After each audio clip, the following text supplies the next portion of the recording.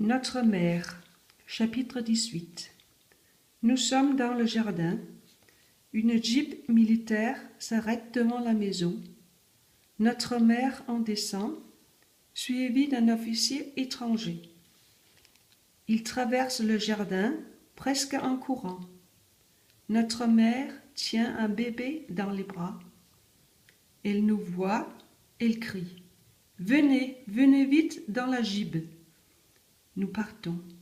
Nous partons, dépêchez-vous, laissez vos affaires et venez. Nous demandons, il est à qui le bébé? Elle dit, c'est votre petite sœur. Venez, il n'y a pas de temps à perdre. Nous demandons, où allons-nous? Dans l'autre pays. Arrêtez de poser des questions et venez. Nous disons, nous ne voulons pas y aller. Nous voulons rester ici. Notre mère dit, je suis obligée d'y aller et vous viendrez avec moi. Non, nous resterons ici. Grand-mère sort de la maison. Elle dit à notre mère, qu'est-ce que tu fais là? Qu'est-ce que tu tiens dans tes bras? Notre mère dit, je suis venue chercher mes fils. Je vous enverrai de l'argent, mère. Grand-mère dit, je ne veux pas de votre âge, de ton argent, et je ne te rendrai pas les garçons. Notre mère demande à l'officier de nous emmener de force. Nous grimpons vite dans le galetas par la corde. L'officier essaie de nous saisir, mais nous lui donnons des coups de pied au visage. L'officier jure. Nous remontons la corde. Grand-mère ricane. Tu vois, ils ne veulent pas aller avec toi.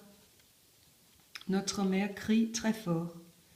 Je vous ordonne de descendre immédiatement. Grand-mère dit.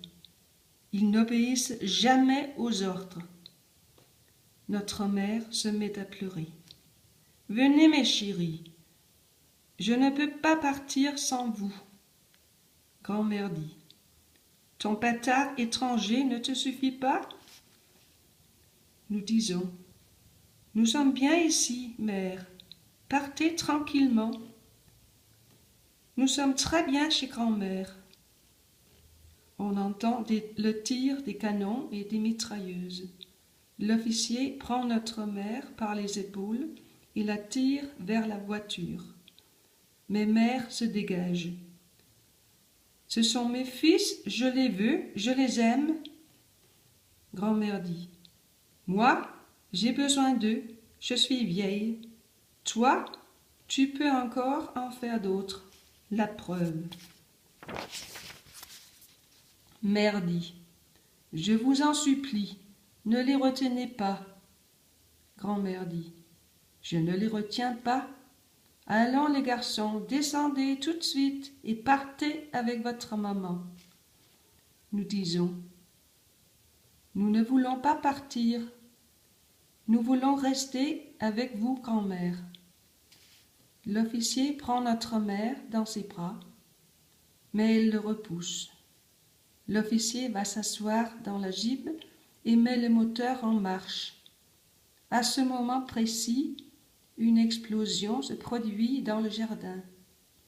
Tout de suite après, nous voyons notre mère à terre. L'officier court vers elle. Grand-mère veut nous écarter. Il dit, ne regardez pas, rentrez dans la maison. L'officier jure, court à sa jeep et part en trombe. Nous regardons notre mère.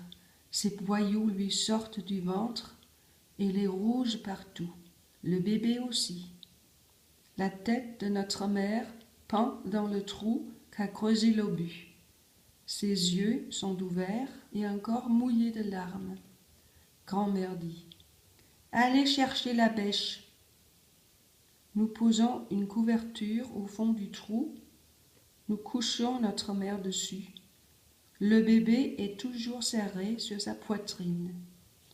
Nous les recouvrons avec une autre couverture, puis nous comblons le trou. Quand notre cousine rentre de la ville, elle demande « Il s'est passé quelque chose ?» Nous disons « Oui, un obus a fait un trou dans le jardin. »